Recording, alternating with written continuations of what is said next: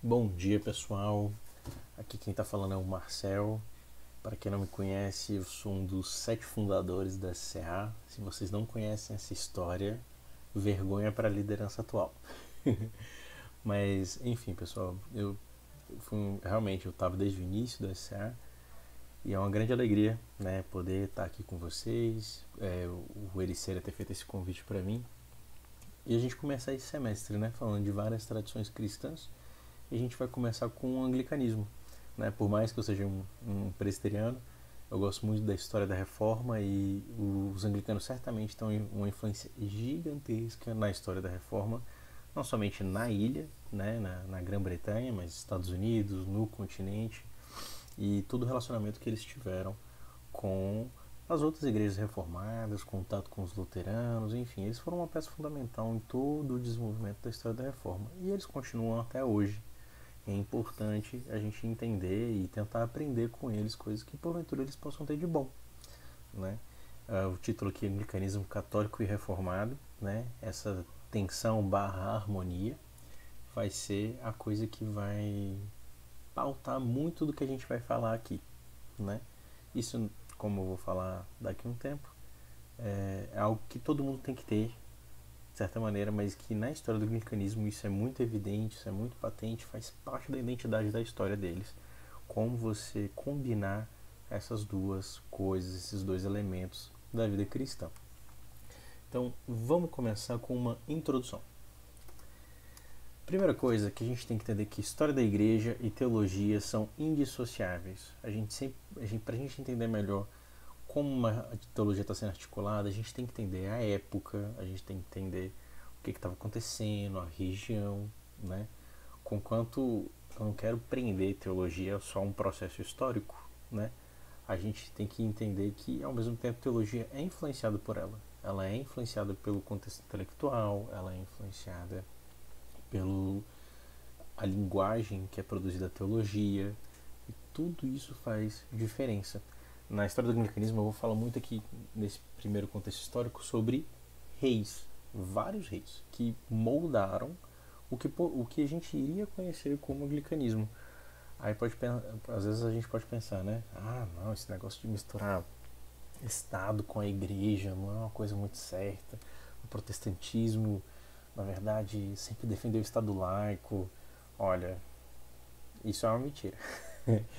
Pelo contrário, no início da reforma, né, é, a igreja e o Estado, sim, eles eram separados, eram entidades distintas, mas andavam muito juntos. E isso não é só na Inglaterra, a gente vai ver isso com os luteranos, a gente vai ver isso com os reformados em Genebra, em Zurique, em Basileia, né? Não tinha esse negócio de Estado laico, né? Depois de um tempo vai ter um Estado que tem uma religião oficial e que permite que outras religiões sejam praticadas, né? Então, a gente tem que entender que, por mais que tenha esses movimentos políticos da monarquia, sobretudo, né, no século XVI, parte do século XVII, a gente tem que entender que esse é um contexto histórico onde, né, a igreja anglicana vai surgir e vai ter suas preocupações específicas, né, ou às vezes até compartilhadas com outras igrejas no continente, né? Mas sempre a gente tem que entender que não é só uma influência do Estado ou que é alguma coisa, sabe, com uma conotação negativa, mas porque eles se preocupavam com a religião da sua terra, né, do seu povo. Então, às vezes os ditames políticos, para bem ou para mal, vão influenciar a igreja local da época, né? Então, é o que eu coloquei aqui, mesmo com os moveres políticos da monarquia, foi o ramo reformado, e eu vou defender isso, que o anglicanismo é uma igreja reformada, pelo menos os confessionais, né? Foi o que mais lutou e tentou equilibrar essa dialética, essa tensão, essa harmonia, né? Escolha como quiserem, entre ser católico e ao mesmo tempo reformado, né? Às vezes tem gente que vai falar que o anglicanismo é um ramo diferente das igrejas reformadas, mas se a gente for ver os símbolos de fé deles, a gente vai falar um pouco disso mais tarde, a gente vai ver sim que eles não eram exatamente iguais aos reformados do continente, né? Sobretudo na questão de como o culto é guiado e tudo mais, mas ao mesmo tempo a teologia deles, inclusive os princípios litúrgicos deles são largamente influenciados pela teologia reformada da época, né? Mas ao mesmo tempo eles têm sempre uma preocupação, uma grande preocupação em manter uma continuidade com a igreja antiga, com a igreja dos pais da igreja, né? Talvez de uma maneira muito mais patente, de uma maneira mais, não, não, não vou dizer forte, né? Como se os outros reformados não tivessem essa preocupação no continente. Eles tinham, mas você vai ver que isso é muito mais visível, né, na vida, no cotidiano da vida da igreja da Inglaterra, né, do anglicanismo. Tendo em vista essa pequeníssima introdução, para a gente entender melhor o que vai acontecer, a gente vai para um contexto histórico dessa tradição, né, da igreja anglicana. Então, como eu falei que tem muito a ver com os reis e tudo mais, né, já vem sempre aquela pergunta: foi aquela igreja que o rei criou para poder divorciar e casar de novo, né? Mais ou menos. Não é bem assim. E a gente vai ver isso agora. A gente vai ver uma série de reis que acabaram moldando a identidade da igreja anglicana.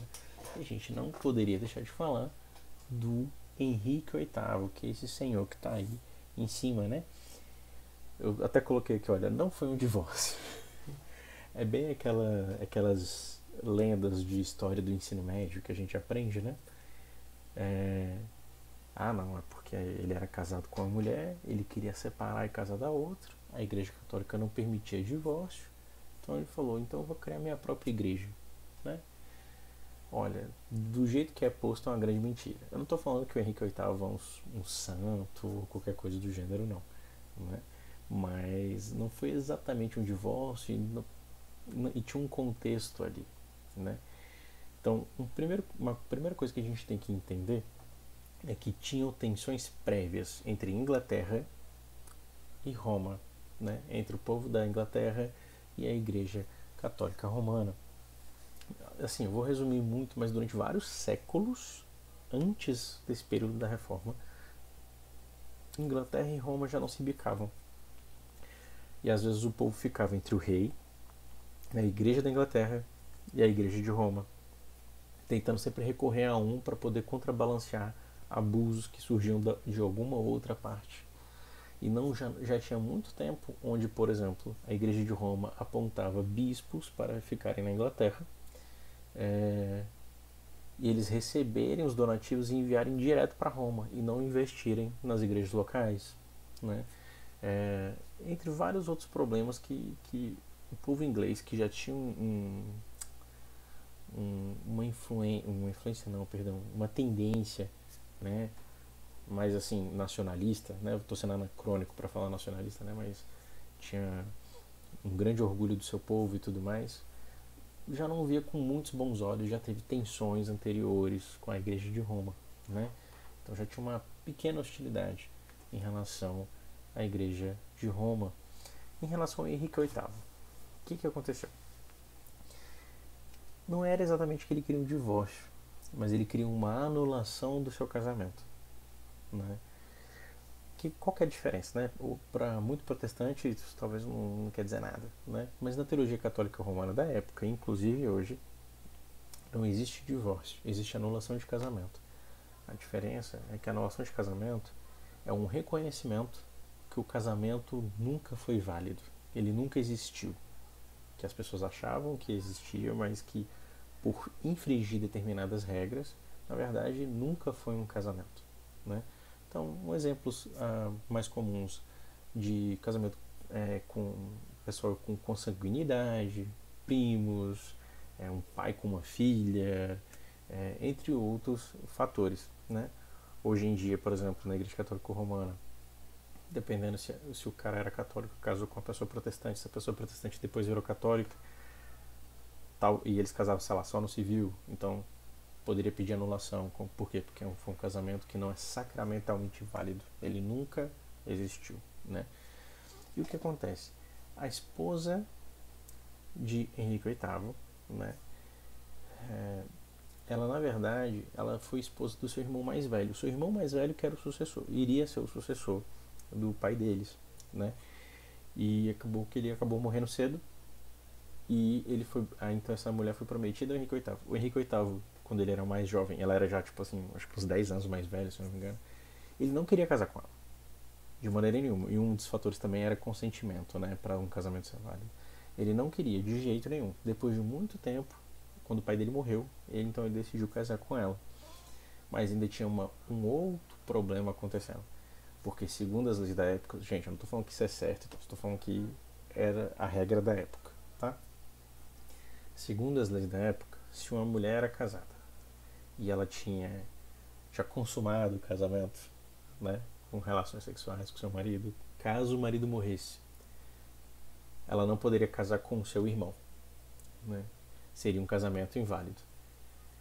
O que acontece?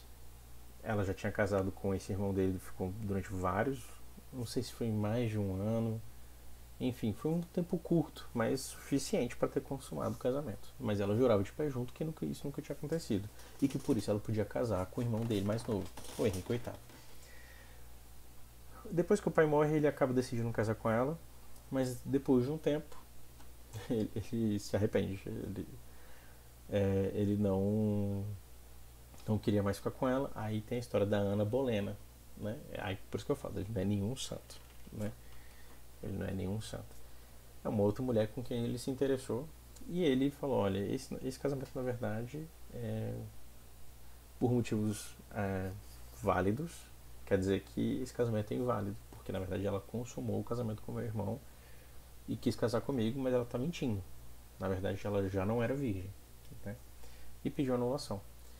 Só que Roma recusou o pedido de anulação do rei. Por quê?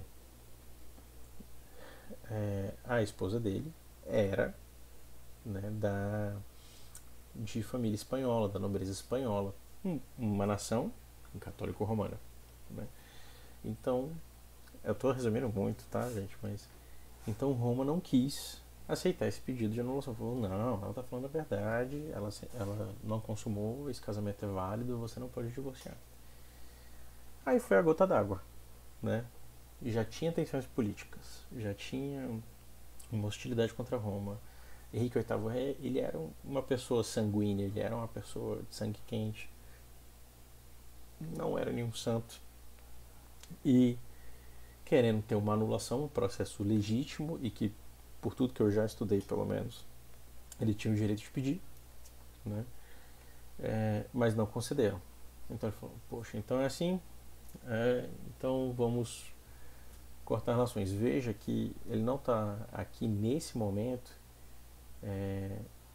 falando que Roma é uma igreja apóstata, ele não está falando que ela está errada, era um caso de jurisdição. E até que a gente vai ver depois em documentos posteriores da Igreja da Inglaterra, fala assim, olha, que o bispo de Roma não tem autoridade na Inglaterra. Quem vai governar a Igreja da Inglaterra é o rei. Aí às vezes a gente até pensa, nossa, que terrível, o Estado junto com a Igreja, misturando. Eu não vou dizer que foi sempre um mar de rosas, né? Que não teve nenhum problema por causa disso e tal. Mas naquela época, os reis, pelo menos bons reis, a ideia do rei era de proteger a religião da sua nação, né? E aí já tinha uma tensão onde o povo já não estava gostando do domínio romano, dos abusos romanos, dos saques romanos, travestidos de piedade. E aí foi só mais um motivo para cortar relações. Falou, agora nós vamos continuar aqui e vocês não têm autoridade sobre nós. Só que o que acontece? Quer dizer que é aí que começou a reforma da Inglaterra? Não, não foi. Na verdade, desculpa, gente. Na verdade, na Igreja da Inglaterra, nessa época do Henrique VIII, a igreja ainda era teologicamente católico-romana. Algumas reformas começaram no âmbito litúrgico, como por exemplo, começou a ter o vernáculo nos cultos, né, porque antes só era latim. Começou a dar a ceia com pão e com vinho, porque antes era só com pão, né? Então começou a ter pequenas reformas no âmbito litúrgico, mas teologicamente eles eram para todos os efeitos católicos romanos. Mas também começou um contato com alguns reformadores no continente. É na época do Henrique VIII, por exemplo, que eles começam a ter os contatos com alguns luteranos, né? Então Thomas Cranmer vai à Alemanha, conversa com o pessoal lá, tem uma delegação alemã que vai para a Inglaterra e que essa delegação acaba que nem tem uma grande aliança porque a Igreja da Inglaterra ainda continua muito católica, né? Continua muito católica. Então, nesse período, é um período de pequenas reformas, na verdade, mas que, para todos os efeitos, não teve uma grande reforma teológica.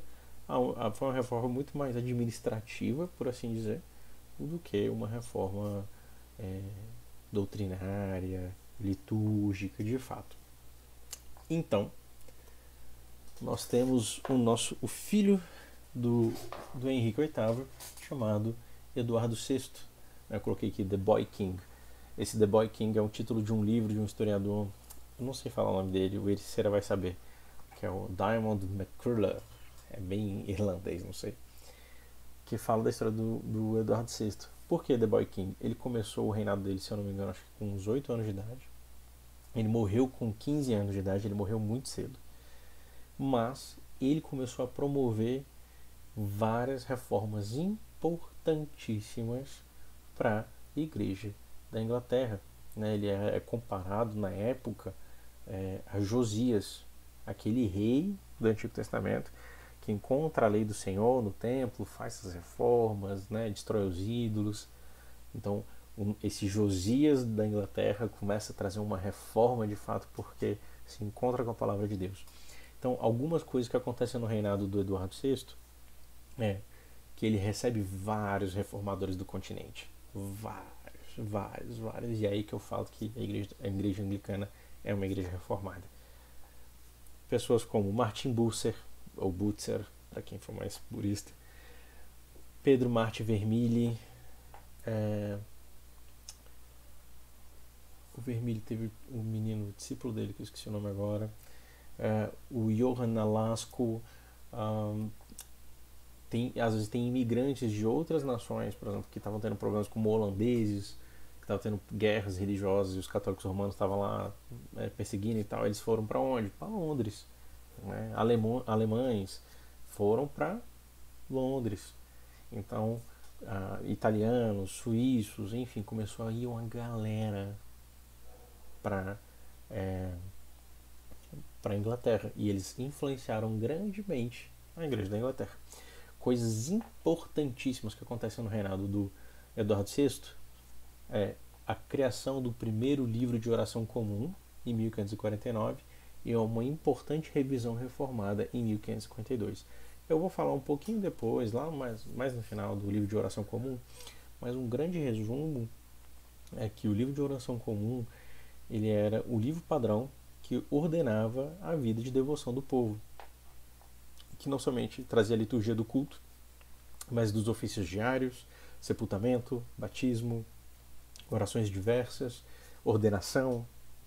Era, vamos dizer, um livro que coordenava toda a vida litúrgica, devocional da igreja. Em 1549 tem a primeira edição e que ela ainda era um pouco, não vou dizer assim exatamente completamente, mas ainda bebia muito das fontes católico-romanas, né? Ele pegava muito da missa que tinha ali na região de Salisbury, que era Sarum, né? Um antigo nome medieval, Sarum, mas obviamente já tinha revisado, já tinha modificado muita coisa com uma teologia bem mais protestante, né? Talvez um gosto muito mais luterano no primeiro momento, mas com essa enxurrada de grandes teólogos, grandes mentes das igrejas reformadas do continente, rapidinho, vocês veem, em 3 anos teve uma revisão sinistra, né, completa do livro de oração comum. E essa revisão de 1552 vai ser o início, vai ter algumas revisões ao longo dos anos. Em 1662 tem que seria a versão final, baseada nessa versão do Eduardo VI, que a de 1662 é a versão clássica, que, por exemplo, na Inglaterra, até hoje, é a versão oficial, que toda igreja anglicana deveria seguir. Mas aí eles deram um jeitinho brasileiro, né? Colocaram cultos, serviços alternativos de culto, e aí, mas a maioria só usa os alternativos e não usa o principal, né? Mas tudo começa aqui, com Eduardo VI. E então, por causa disso, a gente começa a ver que no reinado de Eduardo VI começa a se delinear o formato do que viria a ser essa reforma inglesa. A tensão, ou a harmonia, de ser ao mesmo tempo católico e protestante. Quando eu quero dizer católico aqui, não é católico romano, tá? Eu acho que talvez vocês já tiveram palestras sobre isso e tudo mais, mas a ideia de ser católico é de ser universal, de você se basear na igreja de todos os tempos, no consenso unânime dos pais da igreja, daqueles que Deus guiou ao longo do tempo, né? Então, e que isso vai influenciar a nossa teologia e tudo mais. Não é só tipo assim, olha, tem os apóstolos, 16 séculos de nada e depois veio Lutero. Não. Os próprios reformadores viam os pais da igreja, os bispos, os teólogos dos primeiros séculos como pessoas para quem eles queriam voltar à simplicidade e pureza da antiga igreja, falando que Roma que estava inovando, Roma que não estava sendo católica, Roma que não estava sendo universal o suficiente, né? E o protestante é essa ênfase das escrituras, né? É voltar para os pais e voltar para a palavra, porque os pais se baseavam na palavra, né? E aí, mas aqui é que a gente vê muito essa tensão entre ser católico e ser protestante. Logo depois, Eduardo VI morre cedo, que nem eu falei, e aí sobe Maria I, também conhecida como Bloody Mary. Ela é filha do Henrique VIII, perdão, e ela é católico-romana, né? Eu não lembro que país que ela estava antes de ir para a Inglaterra, mas ela sai desse país, não sei se é França, enfim, agora eu não estou lembrado de cabeça. Ela vai para a Inglaterra e ela começa uma perseguição em massa dos protestantes, né? É na época da Bloody Mary por quê? Porque ela caçou o pessoal mesmo, né? Então Thomas Cranmer, Ridley, tem um outro que é bem, que eram três bispos importantes, mas Thomas Cranmer, Ridley e tinha um outro lá, entre vários outros nomes protestantes importantíssimos da Igreja da Inglaterra, morrem no reinado dessa mulher. Por causa dessa perseguição, muitos desses anglicanos vão para o continente, assim como outros do continente foram para a Inglaterra, eles estão indo para o continente fugidos, eles vão se refugiar na Holanda, né? Mas o que eu estou falando, na época a Holanda é o que hoje é Holanda, norte da França, Bélgica, Luxemburgo, era uma coisa muito maior. Para a Holanda, para a Alemanha, para Genebra, e aí esse dado é importante. Mas, logo depois, vem a rainha Elizabeth I. Essa é a verdadeira virgem, né? Um dos títulos dela é a Virgin Queen, né? A rainha virgem. Isso porque ela nunca casou. Ela falou, o meu cônjuge, né? Não foi com essas palavras, mas meu cônjuge é o povo da Inglaterra, né?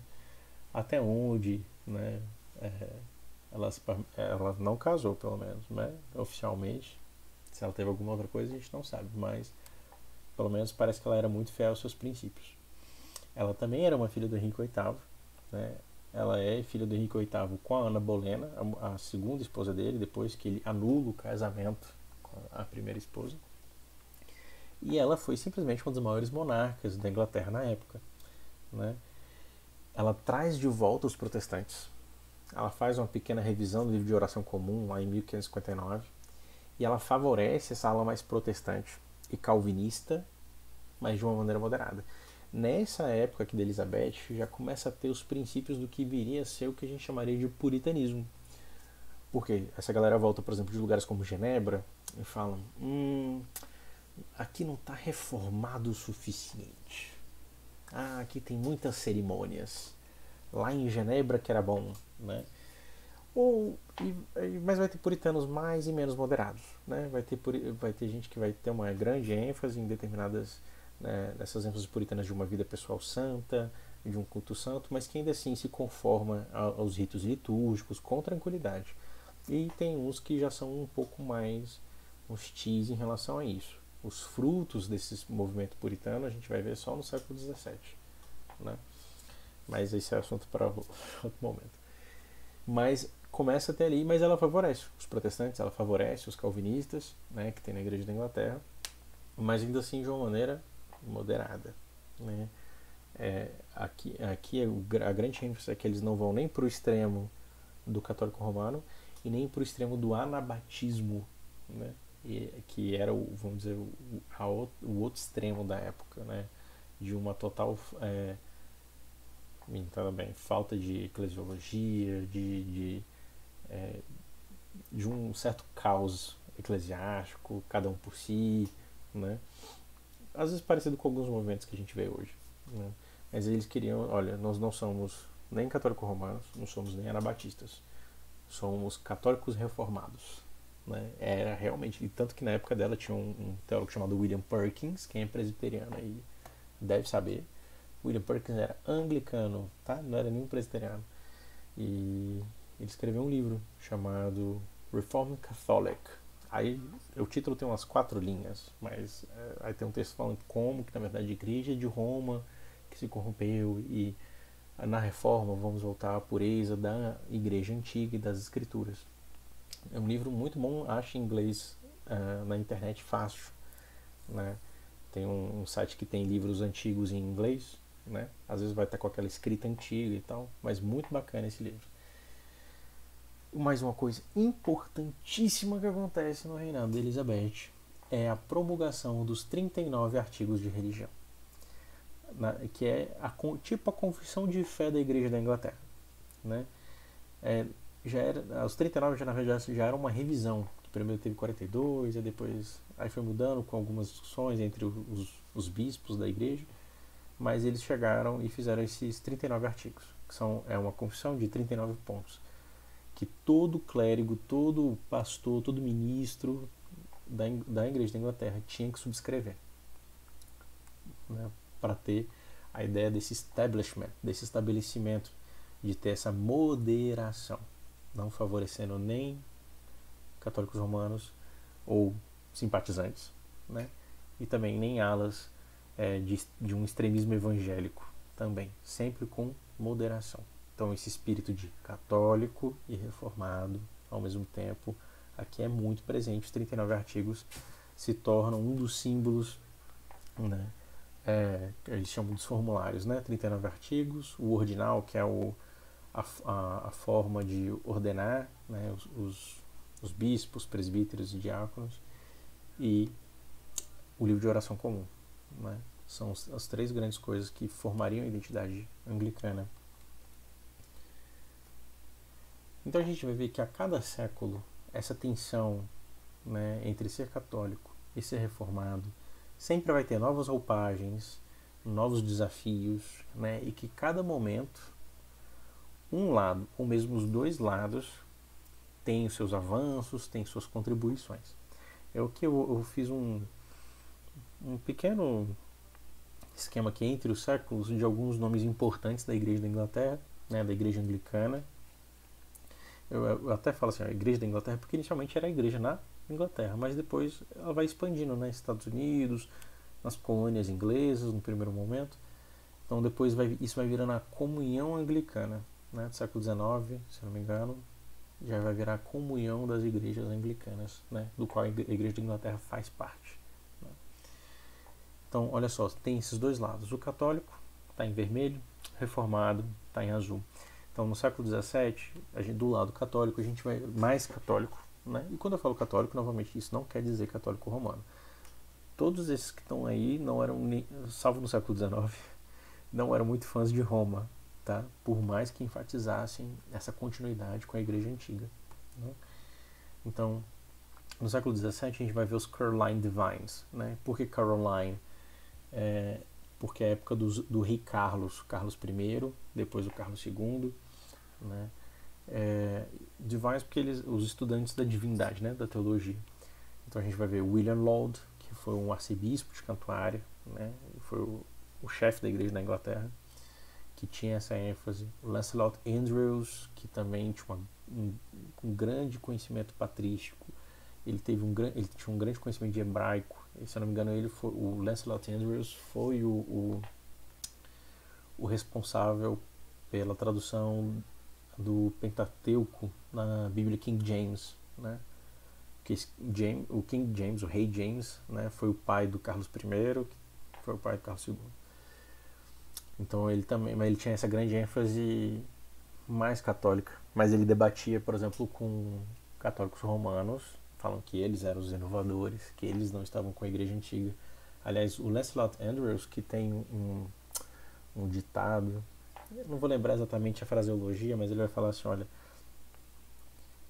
uma Bíblia, dois testamentos, 3 credos, que é o credo apostólico, niceno e atanasiano, 4 concílios ecumênicos, né, que é o concílio de Nicéia, o de Constantinopla, o de Éfeso e de Calcedônia. Nisso está encapsulada a nossa fé, a fé católica, a fé dos antigos pais, né? Então, você vê essa ênfase das escrituras e da igreja antiga. E o John Cousins também, que era desse movimento. Ele tem um comentário em cima do livro de oração comum, bem bacana, mostrando que o livro de oração comum é apenas uma invencionice protestante, ou uma inovação, mas que é um rito sóbrio e sério, com continuidade teológica com a igreja antiga. Bem legal. Do lado mais reformado, a gente vai ver John Davenant, Samuel Ward, que são bispos. Quer dizer, Samuel eu não lembro, o Samuel eu não lembro, mas John Davenant, ele era bispo. Eles eram reformados, calvinistas, e esses 2 primeiros, inclusive, fizeram parte da delegação britânica no Sínodo de Dort. O Sínodo de Dort foi a coisa mais próxima de um concílio ecumênico na Igreja Reformada, porque veio o pessoal da Inglaterra, da Alemanha, veio de Bremen, veio do Palatinado, veio da Holanda, veio de Zurique, né? Veio de gente de tudo quanto é jeito. E olha só, né? Um irenicismo que eles tinham. Então tinha a galera assim mais, por assim dizer, presbiteriana, mas tinha um bispo, realmente tinha um bispo. O John Davenant, eu acho que ele não era bispo na época, mas tinha um bispo que foi nessa delegação. E eles fizeram, aí tradicionalmente tinha uma cadeira episcopal, né? Quando a pessoa é um bispo, tinha uma cadeira especial para ele sentar. Eles fizeram uma cadeira episcopal para ele sentar. Olha, nós não somos episcopais, mas vocês são, então vamos seguir de acordo que vocês vão participar do nosso sínodo. E inclusive o John Davenant, provavelmente ele foi a pessoa que redigiu boa parte do ponto sobre a expiação. Ele mesmo foi um cara que fala muito da expiação definida, né? Isso é assunto para mais de metro. A gente tem o James Ussher, que foi um bispo irlandês, se eu não me engano, calvinistaço, né? Ele foi até convidado para participar da Assembleia de Westminster, mas ele recusou, né? Mas apesar de ser um cara assim calvinista, ele sempre tentou fazer uma ponte entre o pessoal mais episcopal, hard, e o pessoal presbiteriano mais hard, tentando fazer um sistema de governo que fosse mais conciliatório entre esses 2 meios, onde tivesse um colégio de presbíteros e um presidente do conselho, né, que seria equivalente a um bispo e tal. Ele tentou fazer essa moderação, mas a revolução do Cromwell aí não deixou que isso acontecesse muito. Outro assunto para mais de metro. Tem esse John Prideaux, que também era calvinista, que não ia nem para o extremo puritano e nem para o extremo católico demais, né? E o próprio movimento puritano, que nem eu falei, a gente já via semente disso no reinado de Elizabeth. No século XVII eles vão vir com tudo, né? Porque tinha essa nova dinastia de reis que veio depois de Elizabeth, que o King James, o Charles I, eles tinham essa ênfase um pouco mais católica, e isso aviltou mais o movimento puritano. E não somente isso, né, mas o Carlos I tinha problema com o parlamento tinha mais influência puritana, enquanto os episcopais apoiavam mais o rei Carlos. E então teve uma revolução, né? O Cromwell toma o poder. Quem conhece um pouquinho da história inglesa, né, eles matam o rei Carlos, tomam o poder durante alguns anos. É nessa época que tem a Assembleia de Westminster. Bem, tem gente que vai discordar de mim, mas uma vez eu vi um ditado falando que o governo dos puritanos, assim, politicamente foi tão ruim, que voltou a monarquia e a monarquia continua até hoje. De fato aconteceu isso, né? Teve uma restauração. Veio o Carlos II, virou rei de novo, enfim. Mas, querendo ou não, a influência da teologia, da vida puritana, influenciou muito a Inglaterra e também sobretudo os Estados Unidos, né? E a gente tem frutos disso até hoje. Existem coisas muito salutares, muito boas que começou ali também na Igreja da Inglaterra. No século XVIII, a gente vai ter o que a gente chama de Old High Church Party, né, para ser mais britânico, como o Daniel Waterland. A ideia aqui, High Church, essa diferença de High Church e Low Church. Um High Church, uma grande ênfase nesse lado mais católico, de liturgia, sacramentos, enquanto Low Church, menos ênfase nisso, mais ênfase em pregação da palavra, essa ênfase um pouco mais evangélica, né? E na história da Igreja da Inglaterra a gente faz diferença desse Old High Church Party para o movimento de Oxford, que vai ir um pouquinho mais além, né? Porque eles ainda continuam muito protestantes, mas falam assim, olha, nós somos protestantes porque somos católicos, somos protestantes, o nosso rito, a nossa liturgia bebe dos pais da igreja, porque por sua vez bebe da palavra e faz com que a gente viva a palavra e por aí vai. Mas a gente também tem uma galera do lado evangélico, mais reformado, que é o George Whitefield, John Wesley, Charles Simeon. O Simeon foi do século XVIII para o XIX, né? A gente sempre pensa no John Wesley, os grandes avivalistas e pregadores, tudo da Igreja da Inglaterra. O Whitefield e o Wesley morreram clérigos da Igreja da Inglaterra. O movimento metodista era um movimento que eles criaram dentro da Igreja da Inglaterra, que depois de um tempo, nos Estados Unidos, em primeiro lugar, eles viraram uma igreja separada e depois eles criaram uma igreja separada, mas o John Wesley já tinha morrido. John Wesley morreu anglicano. Whitefield morreu anglicano. Né? Então você vê essa diversidade, essa beleza dessa diversidade, ser católico e ser reformado dentro da igreja. Charles Simeon também foi um grande pregador. Se eu não me engano, tem um livrinho do Piper que traz várias biografias. Também tem do Charles Simeon, que ele foi muito rejeitado pela igreja dele, que era a igreja de gente rica, mas ele tava nem aí, continuou pregando, a galera rejeitou, fechou a igreja, ele pregou do lado de fora da igreja, uma história muito boa, muito legal. Mas ainda assim, todos eles, independentemente da ênfase, todos eles anglicanos, todos eles seguindo a liturgia da igreja anglicana, né, a teologia da igreja anglicana, a gente vai ver isso um pouco mais tarde. No século XIX, a gente vai ver o movimento de Oxford, o famoso ou infame movimento de Oxford, onde a gente vai ver nomes como Keble, Pusey, Newman. O que acontece com o movimento de Oxford, que é um movimento que começa no início do século XIX, né, depois de 1830, 1840, parte por uma ênfase no esfriamento da igreja e tudo mais. Uma resposta a eles era: nós temos que ser mais católicos, temos que prezar pela continuidade, a unidade da igreja inquebrável que a gente tem, pela sucessão apostólica.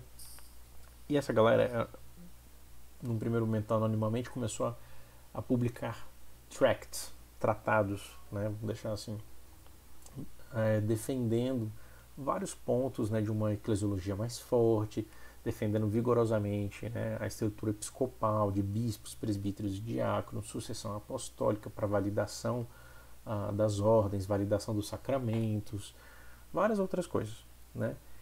O movimento acaba tendo uma grande crise quando eles fizeram o Tratado 90, né, o Newman fez o Tratado 90, falando que os 39 artigos de religião em nada eles contradiziam o Concílio de Trento da Igreja Católica Romana. Então, por exemplo, nos 39 artigos tem um ponto falando que o purgatório, a doutrina romana do purgatório é uma invenção espúria e tal, não. Ele fala, não, aqui está falando que a doutrina romana de purgatório, mas não é toda a doutrina de purgatório que é negada aqui. E por aí vai.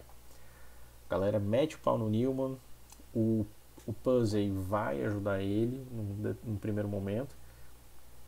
O Newman, ele vira católico romano no final das contas. E ele vira um cardeal da Igreja Católica Romana. Ele foi canonizado recentemente. E muita coisa da teologia do Newman ajudou a fazer a Igreja Católica Romana ser a quem ela é hoje. É uma coisa muito louca.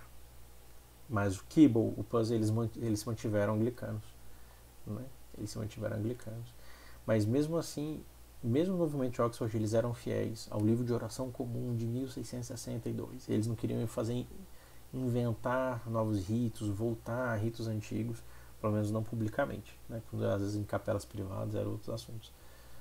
Mas esse movimento de Oxford que vai abrir a porteirinha. Depois deles vai surgir um movimento ritualista, eu vou falar dele daqui a pouco. Vai surgir várias outras coisas que vai possibilitar a gente ter um extremo católico romano dentro da igreja anglicana como um todo. Tem coisas muito positivas neles, né? Preocupações muito positivas, mas ao mesmo tempo, como aconteceu, acabou abrindo porteira para também coisas muito negativas, muito negativas. Um nome famosíssimo do século XIX é o D.C. Riley, né? Quem conhece os livrozinhos da Fiel, né? Das devocionais dele nos 4 Evangelhos, tem um outro livro dele que eu não estou lembrado agora, que também tem em português, mas que ele é um pregador de mão cheia, né? Da ala mais evangélica, da ala mais reformada. Ele era contra essa galera, meio movimento de Oxford, meio namorando demais com Roma, avidamente contra, né? Então, assim, você vê que dentro da mesma igreja, ênfases diferentes. Do século XIX para frente, que eu acho que as coisas começam a se separar mais, entendeu? E a gente começa a ter mais extremos, tá? Mas no caso, o D.C. Riley não criou um grande impacto a longo prazo e tal, como o movimento de Oxford fez. Mas ele é um ótimo exemplo da ala mais evangélica da Igreja da Inglaterra.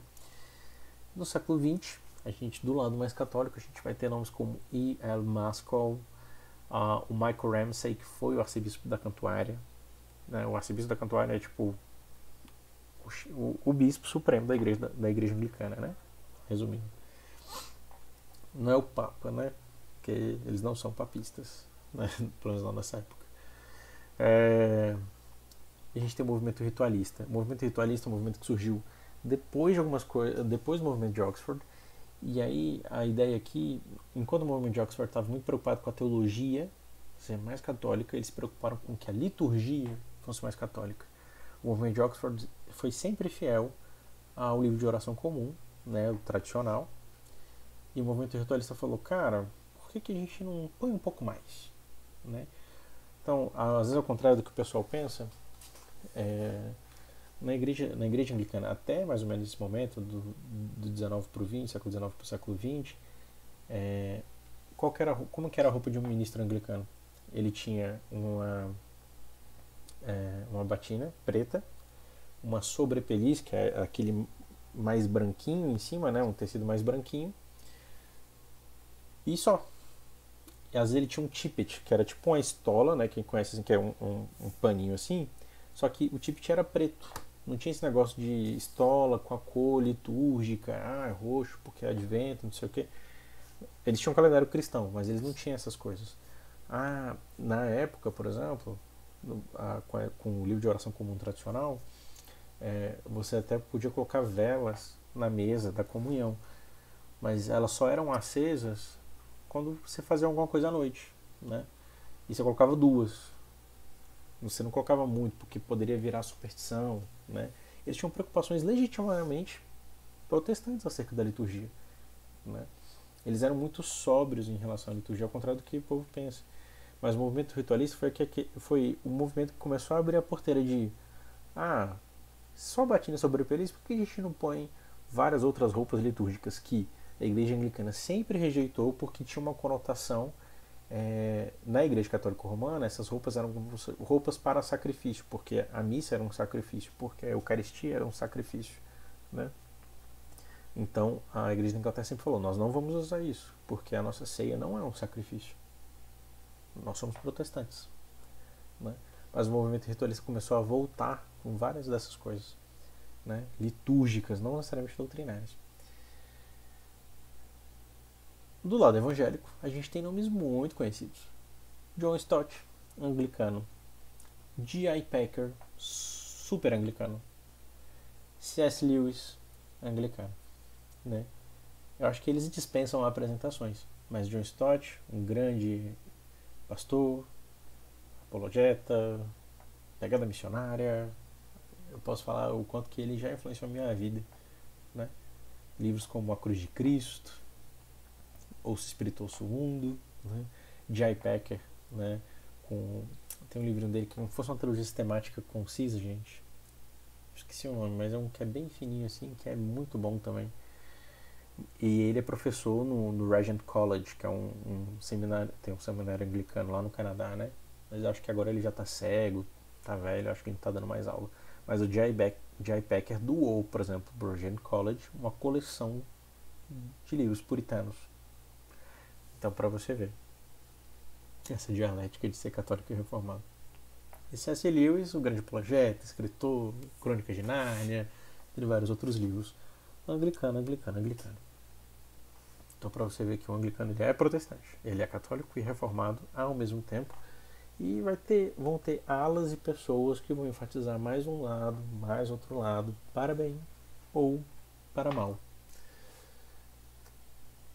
A gente viu um pouquinho do contexto histórico, como surgiu, os 4 primeiros reis que influenciaram bastante a vida da Igreja da Inglaterra, um passado rápido entre vários séculos, né? E agora a gente vai para a teologia e devoção da Igreja da Inglaterra, da Igreja Anglicana, né?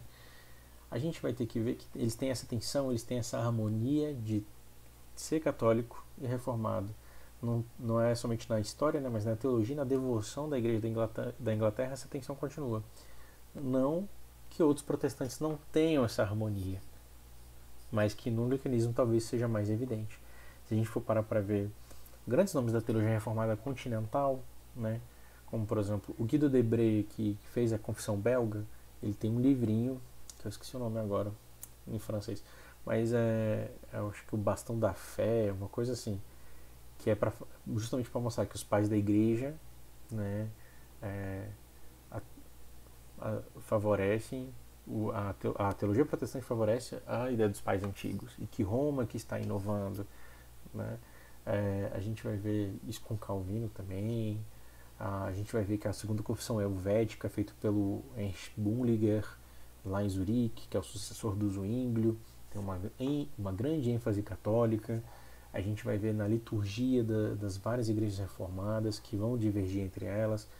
A gente vai ver que eles vão tentar pegar coisas muito boas da liturgia da igreja antiga, da igreja medieval, deixar de uma maneira mais simples, menos supersticiosa. A gente vai ver tudo isso em todas essas igrejas. Mas dentro da história da Igreja da Inglaterra a gente vê essa tensão de uma maneira mais evidente. Eles são um pouco, como eu gosto de falar, o anglicanismo foi uma reforma mais conservadora, e ela tentou manter de uma maneira bem forte, né, a vida de devoção, a vida de liturgia, de culto, e ao mesmo tempo sendo bem reformada, bem protestante, né, em tudo isso. Então é mais evidente como eles cultuam, é mais evidente que eles mantêm vários elementos que eram elementos das missas antigas. E quando eu falo antiga não é medieval, eu estou falando do século IV, século V, né? Mas de uma maneira protestante. ênfase na justificação pela fé, ênfase na fé, sabe? ênfase que é Jesus que nos salva, ênfase que a Eucaristia não é um sacrifício, né? Mas é um banquete sobre um sacrifício que já foi feito, né? Então, entre várias outras coisas. Então, por isso que eu falo, não é que nas outras igrejas reformadas do continente, né, não tenham essa tensão, mas que talvez na Igreja da Inglaterra isso tenha sido mais evidente, mais claro, mais patente assim aos olhos, né? Então vamos lá. Em relação à teologia, né, eu coloquei de novo aqui os dois lados, reformado e católico, tudo que está numerado aqui como arte de artigo, por causa dos 39 artigos de religião, da confissão de fé deles, né? Então a gente vai poder ver determinados pontos, mais de um lado, mais do outro, todos eles presentes nos 39 artigos de religião. Tá? Então, primeira coisa, suficiência das escrituras. A gente vê isso no artigo 6 dos 39 artigos. O que os 39 artigos vão falar nesse ponto? Olha, tudo que é necessário para a salvação está contido nas escrituras. Nós não precisamos de tradições extras que são necessárias à salvação. Tudo que a gente precisa para a salvação está contido nas escrituras claramente. Não estou usando as palavras exatas no artigo, mas essa é a ideia. Né? É a ênfase fortemente protestante de que as escrituras do Antigo e do Novo Testamento tem tudo que é necessário para a salvação. Em relação a cânon, por exemplo, não é nesse artigo, é num outro, mas eles vão falar que eles vão ter o cânon protestante. Mas eles vão falar, olha, os livros como Eclesiástico, Tobias, Judite, 1 Cabeça, 2 Macabeus, eles são proveitosos, vocês podem ler. E a gente pode absorver tudo quanto concordar com as escrituras canônicas. Né? Eles são livros da igreja. Né? A gente pode lê-los com sabedoria. Ai, nossa, que católico romano. Cara, a confissão belga fala a mesma coisa. A segunda helvética fala a mesma coisa. Se eu não me engano, a primeira confissão de fé que não tem menção explícita aos que a gente chamaria a Igreja Católica chama de deuterocanônicos, né, esses livros do período interbíblico, é a Confissão de Fé de Westminster. A Confissão belga, a Confissão helvética, a Confissão de La Rochelle, que é francesa, todas elas mencionam, né, falando que são proveitosas enquanto elas concordarem, né, e que a gente pode ler. Isso não é uma coisa, porque os anglicanos são meio católicos. Não, as confissões reformadas do continente também tem isso. Tá? Nem tudo que está pareado é um contraste, tá? Mas nesse caso aqui é. Então a gente tem a suficiência nas escrituras, mas a gente vai ver do lado católico, que no artigo 8, né, vai falar que eles creem nos credos ecumênicos da igreja. Que credos são esses? O credo apostólico, todo mundo conhece. O credo niceno, que é uma expansão, né, do credo apostólico, que foi feito no Concílio de Nicéia e revisado no de Constantinopla, que enfatiza, né, de que Jesus Cristo é Deus, né, tanto quanto o Pai é Deus, tanto quanto o Espírito é Deus. Então ele pega o que viria a ser o credo apostólico e dá uma grande ênfase nisso. E também o credo atanasiano, que é um credo que diziam que foi feito por Santo Atanásio, né, de Alexandria, mas que depois provou que não é bem assim. Mas mantém seu nome, né? Que é uma grande defesa da Trindade. Uma belíssima defesa da Trindade. E todo domingo da Trindade, que é um domingo depois do domingo de Pentecostes, se não me engano, eu estou meio desatualizado com coisa litúrgica, eles leem esse credo no culto. E é um credo belíssimo, belíssimo, belíssimo. Segundo ponto, justificação pela fé somente. Olha que coisa protestante, evangélica. Né?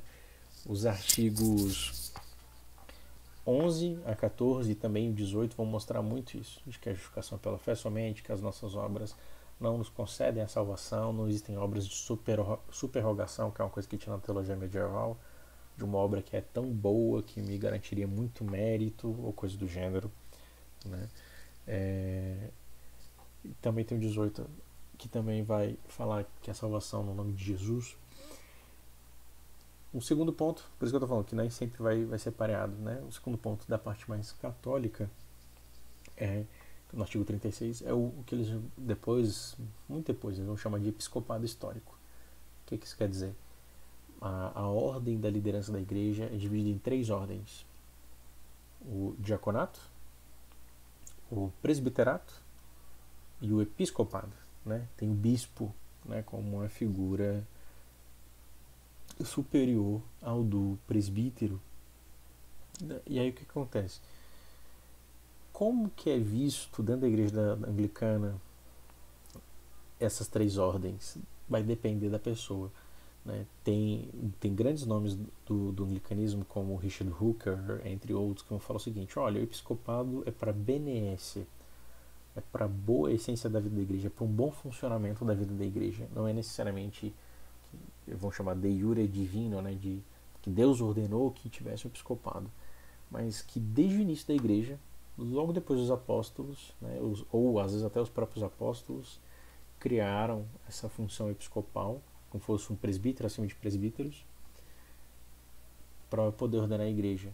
Tem gente que vai falar de um outro jeito, tem gente que vai falar que Deus ordenou explicitamente nas escrituras, por meio dos apóstolos, que tivesse essas 3 ordens. Né? e que a marca é da sucessão apostólica de um bispo que ordena outro bispo, e isso que vai fazer valer a ordem, a ordenação da pessoa, e isso que vai fazer então que possa valer os sacramentos que essa pessoa faz, né? Então um lado católico bem mais forte. Então a gente vai ter essas duas visões, mas todas elas vão concordar aqui. A ordem da vida da igreja é bispo, presbítero e diácono, beleza? Terceiro ponto, uma forte doutrina dos sacramentos. A gente vai ver isso dos artigos 25 a 31. É muito bacana como eles colocam tanto a doutrina do batismo como a doutrina da ceia, né?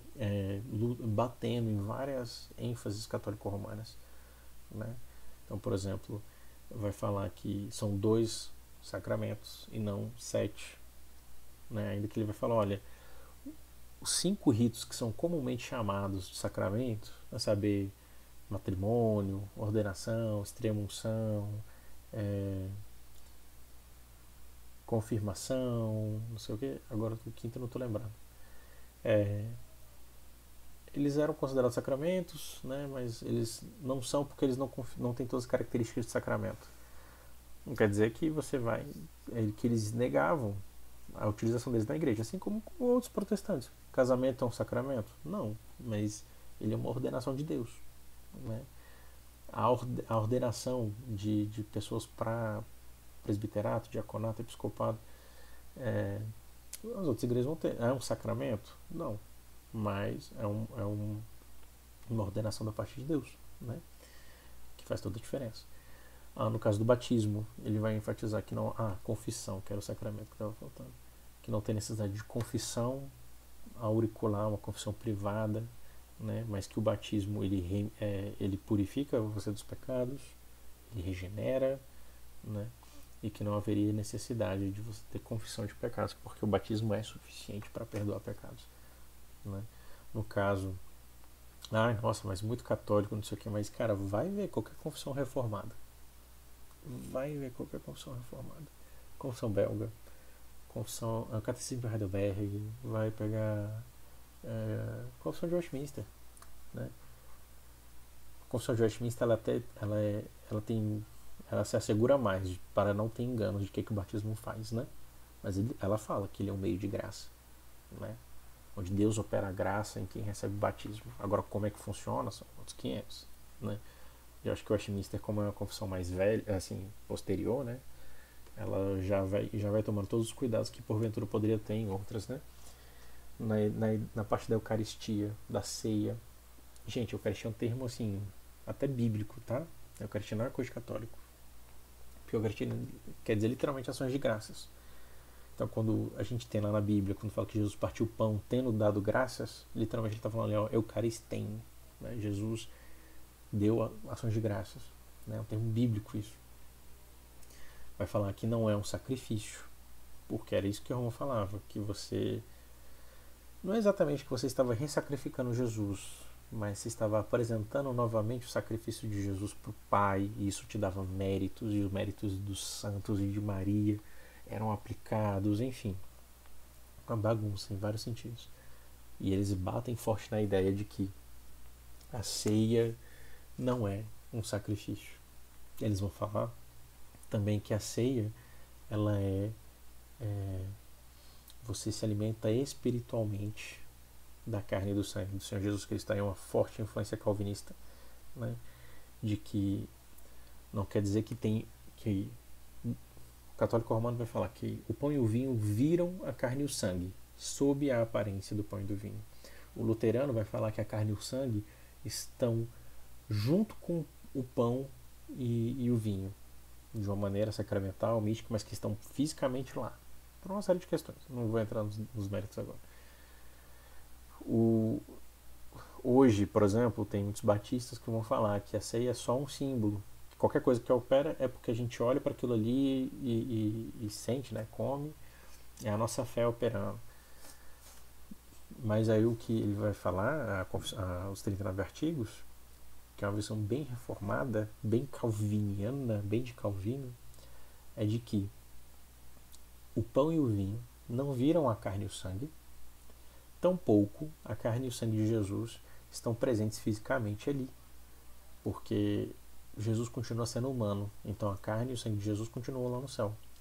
Mas, de uma maneira espiritual, por meio do Espírito Santo, ao passo que nós comemos o pão e bebemos do vinho, nós comemos espiritualmente, sacramentalmente, misticamente, vamos até dizer assim, a carne e o sangue de Jesus e temos os benefícios da sua obra salvífica. Então crescemos na fé, somos fortalecidos em graça porque comemos espiritualmente. A gente pensa espiritualmente como uma coisa efêmera, né? Assim, fantasmagórica. Mas aqui é só para falar, olha, não é algo carnal, como Roma está falando, como os luteranos estão falando. E até uma grande divisão entre luterano e reformado é ceia. Sempre foi ceia. Eles vão falar, a gente não está comendo carnalmente um pedaço do braço de Jesus. Mas, por meio do Espírito Santo, nos elementos, nós comemos a carne e o sangue do Senhor Jesus Cristo espiritualmente. Assim como eu como do pão e bebo do vinho, a minha alma se alimenta da carne de Cristo e do sangue de Cristo. E eu recebo os benefícios do seu sacrifício. Né? Isso é uma visão reformada. Tá bom? Hoje em dia não é muito enfatizado, né, infelizmente, mas isso está em Calvino, isso está nas Confissões Reformadas, está no Catecismo de Heidelberg, está aí para quem quiser ver, tá bom? Eles tomam muito cuidado, mas é bem isso. É uma presença real, porém não carnal. Uma presença espiritual de Cristo nos elementos. Beleza? Do lado católico, uma forte doutrina dos sacramentos. Né? Por um lado, isso realmente tem grandes ênfases protestantes em bater em Roma, né? Mas ao mesmo tempo você tem uma forte vida sacramental na vida da igreja. É algo católico. É algo da igreja de todos os tempos, né? Antigamente os cultos, as missas e tal, era oferecida a ceia em todos os cultos. Na Idade Média isso virou um problema. Na Idade Média eles começaram a dar ceia, o padre ceava sozinho, né? E uma vez no ano, na Páscoa, ele dava para as pessoas e dava só o pão. Os protestantes que foram trazer uma ceia mais frequente, né? Olha só que curioso. Por quê? Porque na igreja antiga era assim que se fazia, né? Então, eu acho que essa é uma coisa tanto reformada quanto católica. Você dá uma forte ênfase na vida sacramental e sendo reformado, né, com ênfases protestantes bíblicas e patrísticas sobre isso. Um quarto ponto, do lado mais reformado, as marcas da igreja, a falibilidade da igreja. A gente vai ver isso no artigo 19. Vai falar que a marca da igreja não é a sucessão de bispos necessariamente, tá? Mas é uma reunião de pessoas onde o evangelho é fielmente pregado e os sacramentos fielmente administrados. Essa é uma definição bem protestante de igreja, né? E ao mesmo tempo ele vai falar que, olha, as igrejas de Alexandria, de Jerusalém e tal, erraram, assim como de Roma errou, não somente em matérias de cerimônias, mas também de doutrina. Então, olha, essa igreja é capaz de pecar, capaz de errar. Porque na teologia católica romana, a igreja, tudo bem, ela pode errar em termos menores, né, mas como um todo ela é infalível. Os seus dogmas não podem ser revistos. No caso do Papa, né, se o Papa fala um negócio ex-cátedra, não pode ser revisado. Tem um concílio ecumênico inspirado pelo Espírito Santo, né, e aqui vai falar, olha, essas igrejas erraram. Assim como Roma errou, né. Mas ao mesmo tempo a gente vai ver do lado católico que a autoridade da igreja existe nos artigos 20 e 21. Na verdade, o 21 até foi retirado nas versões americanas porque tinha algumas coisas muito próprias da igreja da Inglaterra, né? Que os concílios eram convocados pelos príncipes, né? Pelos nobres. Nossa, que coisa horrível e tal, mas gente, foi assim que vários concílios da igreja aconteciam, porque tinha um cara para financiar a galera, sabe? Ó, vou trazer vocês aqui e vocês resolvam essa questão de religião do meu país aqui, porque vai causar problema. O concílio de Nicéia foi mais ou menos assim. Mas o artigo 20 ele vai falar que a igreja tem autoridade e que a gente tem que obedecer à igreja, né? A igreja é falível, mas Deus dá autoridade à igreja para a gente obedecer, né? Uma ênfase católica boa e necessária. No quinto ponto, Coloquei aqui o artigo 22, que ela é contra o purgatório, contra a veneração de imagens, com veneração, invocação de santos, né? Coisas muitíssimo protestantes. Muitíssimo, porque eles vão falar, cara, isso não tinha na igreja antiga. Na igreja antiga não tinha purgatório. Na igreja antiga eles não adoravam imagens, não usavam imagens no seu culto e nem invocavam aos santos, né? Do lado católico, a gente vai ver ao mesmo tempo que eles defendem tradição, mas priorizando a escritura somente. Eles vão falar, olha, se a gente tem uma tradição da igreja, que aqui não é necessariamente tão doutrinária, mas mais cerimonial, de culto, né? Se tem uma tradição que ela não contradiz as escrituras e a igreja estabelece esse costume, você tem que obedecer. Porque se não contradiz as escrituras, não ofere as escrituras, é boa para edificação, a igreja determinou que assim fosse, então, cara, que você obedeça. Ai, nossa, mas que horrível, que intransigente. Gente, qualquer igreja tem isso. Se o seu conselho da sua igreja presbiteriana fala, não, agora o culto vai ser desse jeito aqui, a gente vai ser assim, assim, assado. Ah, não vou obedecer. Como assim? A diferença é que aqui eles estão falando de tradições porque envolve também elementos que vêm lá de trás e que algumas pessoas podiam olhar com desconfiança e falar, isso é muito papista. Só que não é uma coisa de papista, não é uma coisa de católico romano, é uma coisa de católico, né? Da igreja antiga e por aí vai. Em relação à teologia, é isso aí, beleza? Vamos lá. Agora a gente vai para a parte da devoção. Vai estar bloqueado um pouquinho a imagem aqui, mas tudo bem, gente. É que aqui é a capa do livro de oração comum, né? Lá o que seria o tradicional livro de oração comum. Porque os anglicanos, mais que uma regra de fé, mais que somente uma confissão de fé, eles fizeram uma regra de oração. Porque lex orandi, ex credendi. É um lema antigo que diz a lei da oração é a lei da crença. Como a gente ora, como a gente vive a nossa vida de devoção, afeta a maneira como a gente crê. E a maneira como a gente crê afeta a maneira como a gente adora. Então, não é somente falar, olha, cara, é isso que eu creio intelectualmente, sabe? Essas são as proposições de verdade, como o mundo funciona, de que a Bíblia fala. Eles vão falar, cara, não, é assim que a gente vai adorar. O nosso culto é assim que as coisas funcionam. Ah, isso era uma exclusividade da igreja anglicana? Não. Todas, a não ser anabatistas, mas todas as igrejas tinham ordens de culto. Todas tinham orações escritas, todas tinham cultos padronizados, todas podiam divergir de cada cidade, de cada nação, mas todos tinham as suas ordens de culto. Talvez o diferencial aqui na igreja da Inglaterra é que foi uma coisa que durou. Foi uma coisa que foi muito bem feita. Se vocês forem ver a história do livro de oração comum, como Thomas Cranmer, que era o arcebispo da Cantuária, fez e refez o livro de oração comum, cara, é um trabalho assim monumental. Eu não tenho palavras. E durou. Usou outras ordens de culto, não duraram tanto, mudaram, pegaram de outros lugares, né? Mas o livro de oração comum continuou ao longo dos séculos. Obviamente teve algumas revisões, dependendo do lugar e tal, mas sempre se manteve, sabe, vários padrões assim. E é incrível como manteve, como é bem feito, como é bíblico, como é recheado de Bíblia, todas as orações. Você vai ver algum texto assim que o cara está orando, você pode ecoar várias referências bíblicas. É um trabalho monumental. É bonito, sabe? É muito bom. Esse é um ponto que eu tenho que elogiar. Essa parte litúrgica dos caras é muito boa. Se a gente for dos anglicanos confessionais, que segue de oração comum mesmo, né? A gente vai ver algumas coisas depois que não é bem assim hoje em dia. O que tem nesse livro de oração comum? Não tem somente uma liturgia prescrita para a Santa Comunhão, que é o culto onde tem a ceia, mas também os ofícios matutinos e vespertinos, que eram cultos de oração, vamos deixar assim, eu vou explicar isso um pouco mais tarde.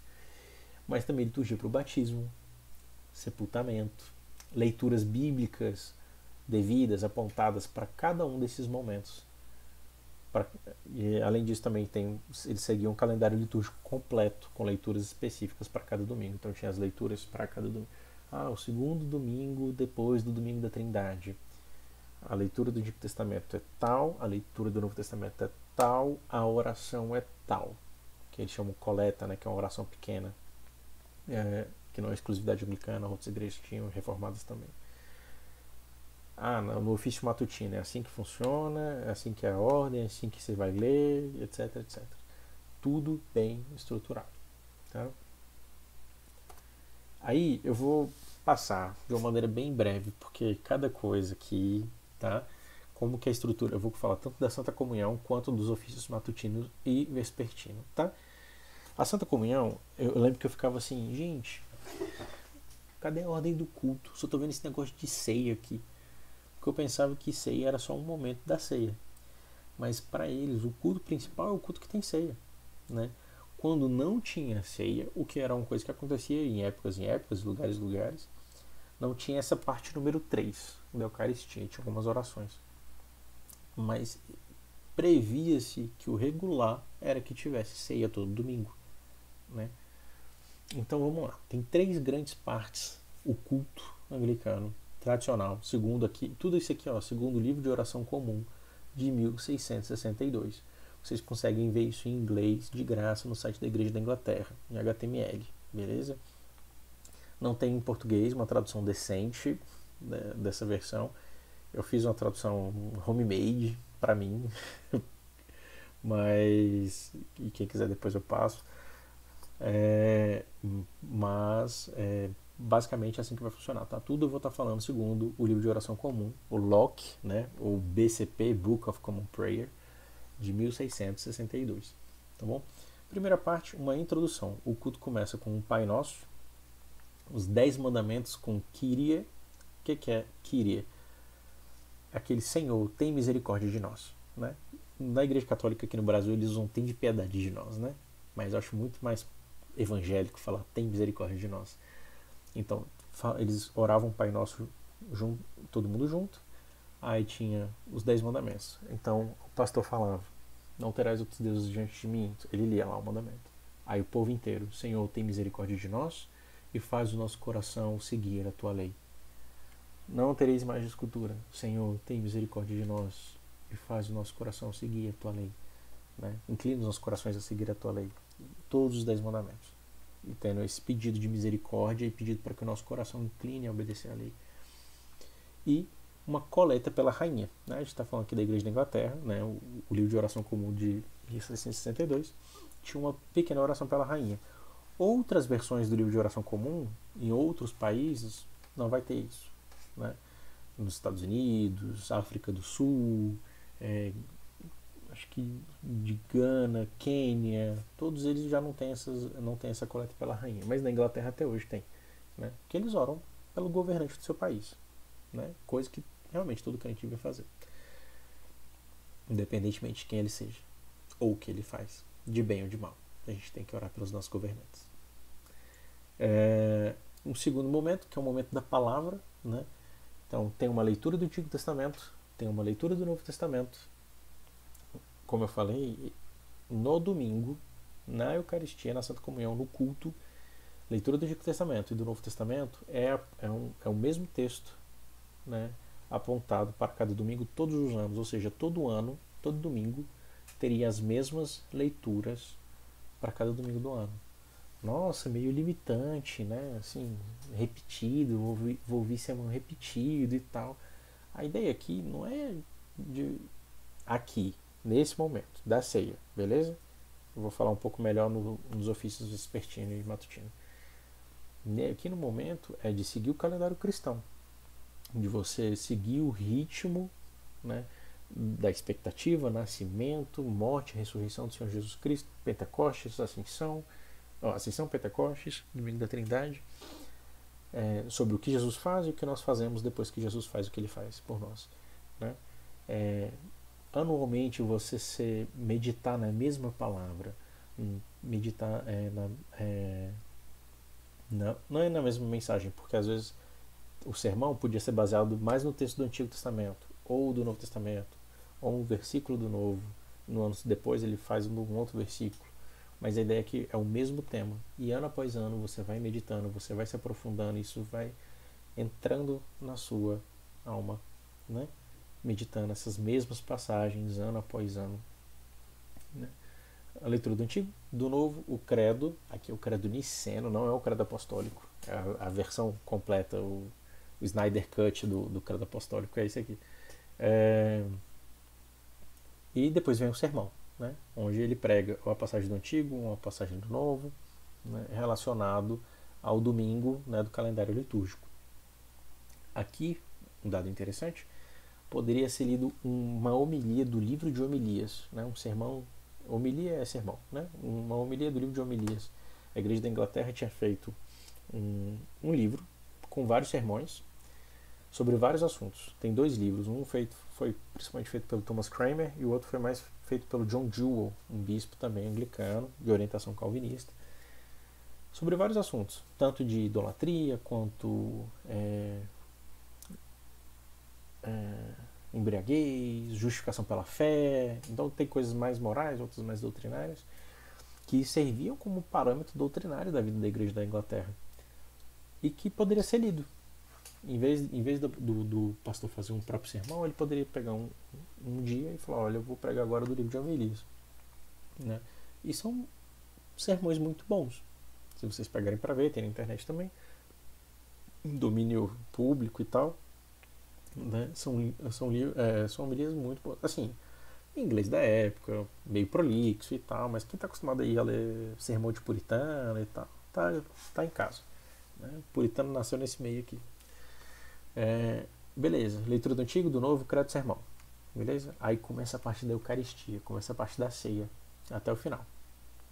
Então, primeiro, tem a intercessão pela igreja militante. Então, é uma oração mais longa, não é uma coleta, né, que é uma oração pequena, que vai orar pelas várias classes de homens, bem 1 Timóteo 2, né? Vai falar dos aflitos, vai falar dos governantes, vai falar dos ministros da igreja, vai falar do seu povo, fala dos reis, fala para que Deus, até que fala até de quem faleceu, não a oração pelos mortos, mas assim para que a gente se lembre daqueles que se foram, né, e imite suas virtudes e tal. É bem legal essa oração, muito boa. Você começa o momento da Eucaristia intercedendo pela igreja do Senhor Jesus Cristo aqui na Terra. Resumo. Aí tem a exortação. Aí tinha 3 tipos de exortação, onde o ministro, né, seja o bispo ou o presbítero, iria falar sobre a ceia. A importância da ceia, o que acontece na ceia, a seriedade da ceia. Tinha até uma exortação caso o ministro achasse que as pessoas estavam sendo muito negligentes com a ceia, né? E aí ele mete a pau lá, fala: olha, vocês têm que se arrepender para poder chegar nessa mesa, né? Vocês não podem vir de qualquer jeito. E por aí vai. Tem tudo na internet aí, gente. E é bonito, é bem feito. É sério, é pesado essa parte da exortação. Depois da exortação tem o que eu coloquei como convite, confissão, absolvição. Uma vez exortados, né, eles chamam o povo para ir lá para frente. Por quê? É que nem católico, que você faz uma filhinha, come e vai embora. Não, na época pelo menos, né, eles chamavam e o povo ia todo mundo, quem ia comungar, que eles até avisavam um domingo antes que ia ter ceia, e aí um domingo antes todo mundo tinha que avisar, né? Não tinha esse negócio de vou fazer para quem estiver aqui. Não, era tudo bem regradinho. Então as pessoas iam para frente, onde o ministro estava, onde tinha a mesa, e aí ele faz uma oração de confissão, né, junto com o povo, e ele dá a absolvição para o povo. Olha, para todos aqueles que se arrependem, vocês estejam certos, vocês estão perdoados, no nome do Senhor Jesus Cristo, etc, etc, etc. Depois desse momento de confissão e perdão de pecados, Pai Nosso novamente, e palavras de conforto. Palavras de conforto também tem várias liturgias reformadas. Tem vários elementos aqui que, na verdade, foram influências dos reformadores do continente, mas isso aí é papo para outro dia. Que ele fala assim: escutai as palavras do nosso Senhor. E tem uma série de passagens bíblicas, né, como que Deus amou o mundo, que deu seu único filho, né? A outra passagem é que Jesus Cristo veio para os pecadores, do qual eu sou o principal, né? A ideia aqui é de que, olha, receba as palavras de conforto, vocês foram perdoados. Recebam as palavras de conforto do nosso Senhor Jesus, né? Tirem a carga dos seus ombros, porque vocês tiveram as cargas tiradas por Ele. Uma vez que esse primeiro, até aqui, é um momento de preparação, né? Exortação, confissão, absolvição, palavra de conforto. E aí agora começa um momento que vai direcionar para a ceia mesmo. Aí eu coloquei aqui o sursum, corda e prefácio. Ai, Marcelo, que negócio é esse, mano? Que palavreado é esse aqui? Isso é coisa de católico, certeza. Católico romano, papista. Não, gente. Nem precisa, certo? Porque isso é uma coisa da igreja antiga. Tá? O sursum corda é um diálogo entre o ministro e o povo, que é, olha, elevar os nossos corações. Ao coração nos elevamos. É justo e digno fazê-lo. Na versão católico-romana que a gente tem aqui no Brasil é elevar o nosso coração está em Deus, né? Ele é a nossa salvação. É uma tradução um pouquinho até ruim, bem ruim na verdade. Mas a ideia é, agora que a gente pediu perdão a Deus, foi perdoado o nosso pecado, a gente eleva o nosso coração ao Senhor, para nos encontrarmos com o Senhor nesse momento da ceia. E prefácio é que ele vai falar, olha, é justo e digno que louvemos com os anjos que dizem Santo, Santo, Santo é o Senhor dos exércitos. E dependendo da época litúrgica, tem uma introduçãozinha a esse prefácio, né? Então, por exemplo, no Natal, aí vai falar assim, olha, lembrando do nascimento, da encarnação do nosso Senhor que veio para nos salvar, nananana, junto com os anjos, nós cantamos Santo, Santo, Santo é o Senhor, né? Aí vem a oração da consagração.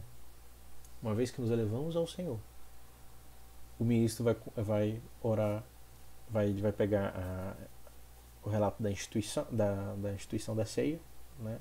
Que Jesus pega e fala, este é o meu corpo, comei dele todos, este é o meu sangue, né? Tomai dele todos.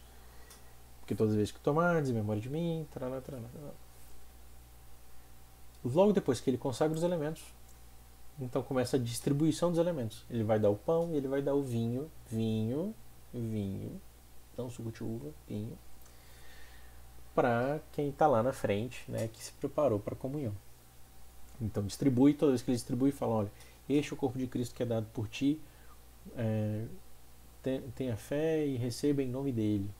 Ou, aí vai ter variações, dependendo do livro de oração comum, né? Do 1062, ele junta duas coisas, né? Coma a carne do Senhor Jesus Cristo, se lembrando do seu sacrifício. Ou seja, aquilo ali não é um sacrifício, né? Depois eu tenho que pegar o texto certinho, de cabeça eu não vou lembrar não. Mas a ideia é que ele junta isso. Isso aqui, espiritualmente, está presente o Senhor Jesus, mas também tem esse elemento da memória, que é muito enfatizado hoje em dia, né? Mas que também tem lá. Então, lembre-se do seu sacrifício e agradeça a ele, uma coisa assim. E com pão e com vinho, né? Depois que é distribuído, todo mundo comeu e bebeu da ceia. Todo mundo ora o Pai Nosso de novo. Olha só, o terceiro Pai Nosso nesse culto. Muito crente, né? Muito de Jesus. E aí, uma vez que todo mundo ora o Pai Nosso, aí vai ter uma oração de ou oblação ou agradecimento. Oblação é tipo de oferecimento, né? Onde o ministro entrega, nós nos entregamos ao Senhor como um sacrifício agradável, uma vez que o Senhor foi o sacrifício perfeito que foi dado por nós, ou seja, porque nós comungamos, estamos com o Senhor, agora nós nos oferecemos como um sacrifício. Ou de agradecimento, né? Agradecendo pelos seus benefícios, agradecendo por ter comido misticamente, né, do corpo e do sangue do Senhor Jesus Cristo, e espiritualmente, né? Espiritual não quer dizer não verdadeiro, espiritual quer dizer apenas um modo de presença diferente, né? Porque Jesus está lá no céu. E logo depois tem a glória e o bênção. O que é o glória? O glória é um texto litúrgico tradicional também do Ocidente, que ele vai falar, que ele pega aquele texto de Lucas 2, né, falando glória ao Senhor nas alturas, né, junto com os homens, a quem ele quer bem, e aí ele fala que tu somente é santo, tu somente é Senhor, tu somente és o Cristo, né, que a ideia é que junto com os santos e os anjos no céu a gente está cantando esse glória a Deus, né, essa glória a Deus. Por fim, eles dão a bênção. A lógica aqui então da Eucaristia, da ceia, foi muita coisa, muita informação, né? Mas olha só, a gente intercede pela igreja do mundo inteiro. A gente é exortado da seriedade da ceia. Então nos achegamos à mesa, nós confessamos os nossos pecados, nós somos absolvidos dos nossos pecados, rogamos ao Pai, recebemos as palavras de conforto do Pai, estamos preparados. Elevamos o nosso coração ao céu e cantamos junto com os anjos que santo é o Senhor. Então o ministro nos consagra os elementos onde o pão e o vinho estão espiritualmente unidos, a carne e o sangue do Senhor Jesus Cristo lá no céu. E ele distribui. Então nós comemos da carne, nós bebemos do sangue espiritualmente, nós recebemos os benefícios espirituais dessa comunhão com Cristo.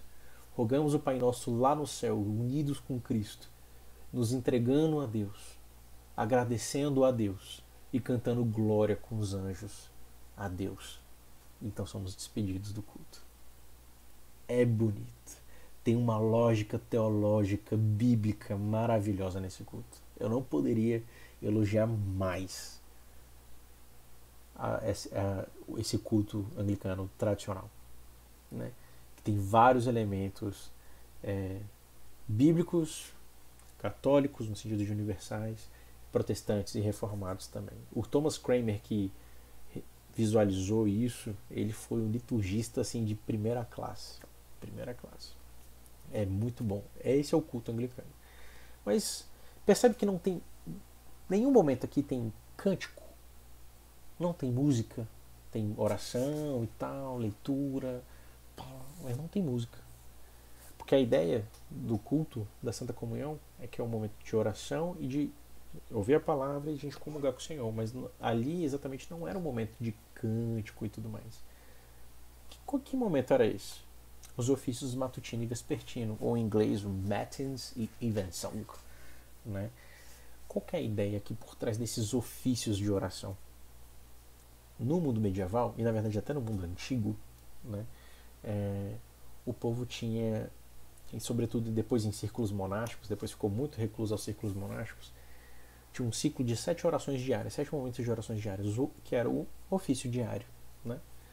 Aí, eu não vou lembrar os nomes todos, mas tem a laudas, as matinas, a terça, a sexta, que é meio-dia, a nona, que é 15 horas, as vésperas, que é 18, aí tem um compline, que eu não sei como é que é em português, acho que é completa. Enfim, são 7 momentos de oração. O que o Cranmer fez?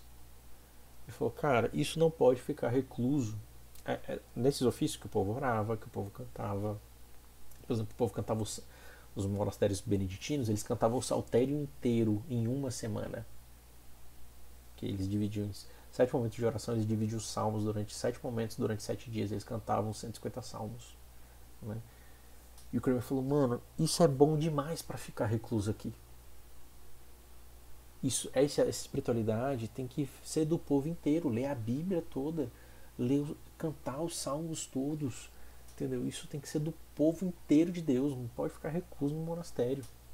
Então ele pegou esses vários ofícios monásticos e resumiu em 2: o ofício matutino e o ofício vespertino, né? O de manhã e o de tarde, e era diário.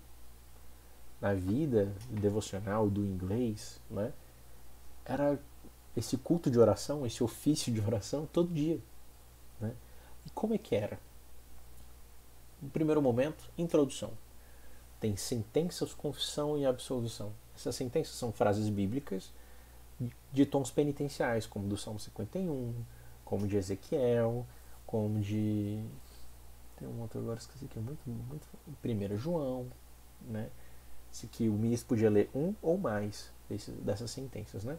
Então tem um convite à confissão de pecados, e depois que o povo confessava os pecados, o ministro dava a absolvição de pecados, como o ministro do Senhor Jesus Cristo, dando a todo aquele que se arrepende, né, perdão e paz. Resumindo, estamos preparados, chegamos ao Senhor, né, agora limpos, e agora vamos o quê? Então louvar ao Senhor. E tinha o momento dos salmos. Tem um pequeno responsório, né, que é o quê? Um diálogo entre o ministro e o povo, né? Abra os nossos lábios e a nossa boca manifestará os seus louvores, que é o Salmo 51, entre outras coisas. E sempre começava com o Salmo 95, que é um chamado à adoração, né? Vinde, cantemos ao Senhor, jubilemos a rocha da nossa salvação, vamos a Ele com cânticos, eu não vou lembrar tudo certinho. E que até no final tem um aviso, né? Não seja como Meribá e Massá, que no dia da tentação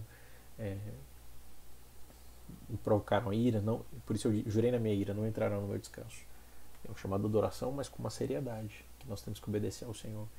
Então tinha os salmos do dia. O Kramer dividiu aquele saltério que era cantado em uma semana para ser cantado em um mês. Então o anglicano médio, que ia em todos os ofícios do mês inteiro, cantava o livro de salmos inteiro em um mês.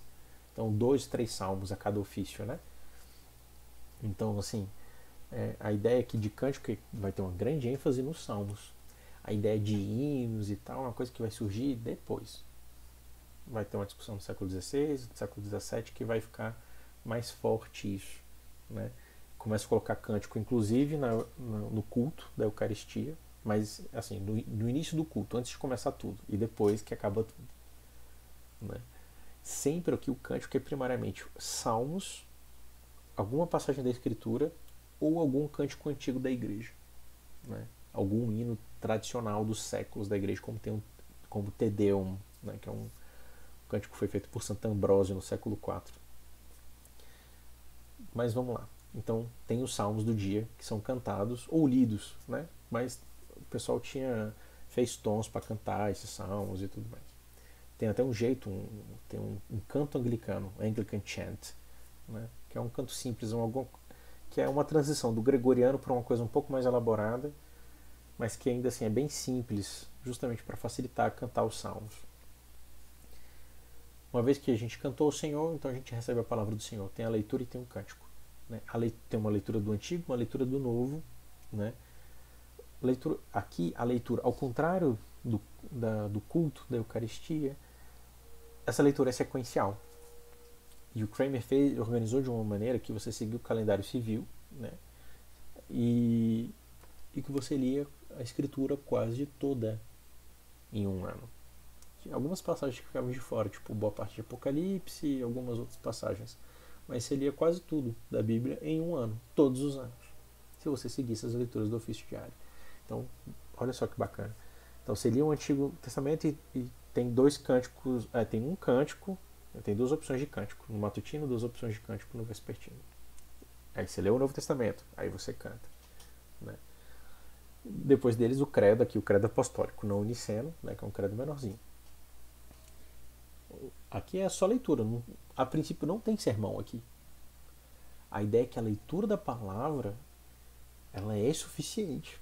Se a gente lê sequencialmente, com atenção e tudo mais. Ou ocasionalmente poderia ter sermões nesse momento. Às vezes tem momentos que a igreja não tinha a liturgia da Eucaristia, às vezes era uma igreja pequena e tal, e eles faziam só o ofício. Então às vezes podia rolar o sermão aqui, sim. Entendeu? Mas tradicionalmente não era para ser assim. E por fim começa a sessão de orações, né? No início tem o Kyrie, né? Aí o pastor fala, vamos, oremos, né? Aí tem Senhor, tem misericórdia de nós. Cristo, tem misericórdia de nós. Senhor, tem misericórdia de nós, né? Pedindo misericórdia a Deus nesse momento de oração. Pai nosso. Aí tem um responsório de intercessão. O ministro e o povo, né? Fala assim, olha, revista teus ministros com justiça e dê ao seu povo salvação, cuide dos nossos magistrados. São pequenas frases. É uma coisa assim relativamente curta, mas que é intercedendo por pessoas. Aí tem 3 coletas, né? Coleta é o quê? Uma oração pequena, né? Como tem uma estrutura bem definida. Normalmente tem um título de Deus, ó Deus, onipotente e eterno Pai, que nos criou e nos preservou até o dia de hoje. Aí tem um pedido, né? Continue nos dando graça, etc, etc. Essas 3 coletas são a coleta do dia, seguindo então o calendário litúrgico. Se, por exemplo, a gente tiver no segundo domingo da quaresma, a oração que se faz no ofício matutino do domingo, porque também tinha ofícios no domingo, né? É lido, essa mesma oração é feita todos os dias da semana, da segunda semana da quaresma, da segundo domingo da quaresma até chegar ao terceiro domingo, que tem outra oração. Por aí vai. Coleta pela paz e coleta pela graça, né? Pedindo paz da parte do Senhor, preservação dos perigos e graça, né, da parte do Senhor. Que essas duas orações vão ser diferentes. Entre o matutino e o vespertino vão ser orações diferentes, mas que tem esse mesmo conteúdo, né, de paz e graça. Depois disso, 5 orações. Uma oração pela rainha, uma oração pela nobreza, uma oração pelos clérigos, pelos ministros, né, da Igreja da Inglaterra, uma oração de São João Crisóstomo para finalizar, que não é uma oração ao santo, né? Ao São João Crisóstomo, mas é que ele fez, né? Olha, tendo nos reunido, certos da promessa, quando 2 ou 3 estão reunidos aqui no teu nome, o Senhor atende os nossos pedidos, ó Deus, atende os nossos pedidos da maneira mais oportuna e proveitosa, para que seja para a tua glória, uma coisa assim. E no final tem a bênção, né? Que o amor de Deus, a graça do Senhor Jesus Cristo, a comunhão do Espírito Santo seja com todos vós para sempre, né? Dependendo do livro de oração comum, porque esse aqui é do tradicional, do 1662 na Inglaterra. Nos Estados Unidos já não vai ter oração pela rainha, né? Mas vai ter às vezes por outros governantes e por aí vai, né? Então vai ter algumas alterações, mas que é mais ou menos esse o padrão, tanto de manhã quanto de tarde / noite, né? Então aqui é um momento de cântico, aqui é um momento de oração mesmo, e que, como eu falei, também tem no domingo. Então o domingo anglicano tradicional deveria ser um ofício matutino, a Santa Comunhão e de noite o ofício vespertino, né? Então uma coisa carregada de Bíblia todos os dias, de oração todos os dias, de ceia todo domingo, né? Então vocês veem que é uma ênfase fortemente protestante com formatos católicos, né? Católico no sentido de universal. Então, como eles conseguem juntar essas duas coisas na devoção deles. Uma terceira coisa que eu acho que é digno de nota e que é muito bacana é a litania, né? O que é litania? Litania é uma série de orações onde tem um diálogo entre o ministro e o povo, mas aí é bem grande isso, onde o ministro pede alguma coisa a Deus e o povo responde com um pedido de misericórdia, né? Então, o que o Kramer fez aqui? O Kramer foi ele foi um liturgista realmente sensacional. Ele fez o seguinte, porque tinha uma antiga em português aqui no Brasil, o católico romano usa muito ladainha, né? E daí que vem a nossa expressão ladainha, né? Que é tipo uma conversa assim muito repetida, fiada, entendeu? Mas eu acho que um termo em português melhor e menos pejorativo é litania, né? O que o Kramer fez?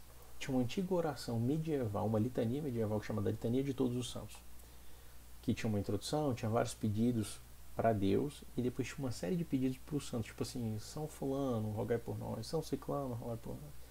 Lutero, ele reformou essa litania, isso tem nos luteranos também. Ele tirou essa coisa dos santos, mudou algumas coisas e tal.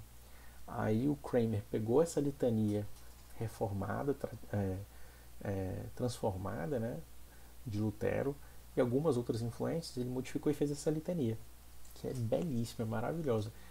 Tem um tom penitencial, né, porque você está pedindo misericórdia a Deus, mas olha, é uma experiência maravilhosa, assim. Isso aqui é um guia de oração. Poxa, não sei como orar, não sei o que eu peço para Deus e tal. O cara pega a litania, é batata, tem uma frequência e te ensina a orar, é muito bacana. Então eu coloquei alguns elementos aqui, tá? Então, primeiro tem uma introdução em relação à Trindade. Ele fala, ó, Deus Pai Todo-Poderoso, tem misericórdia de nós. Jesus Cristo, Filho de Deus, tem misericórdia de nós. Espírito Santo, Senhor vivificador, tem misericórdia de nós, né? Ele começa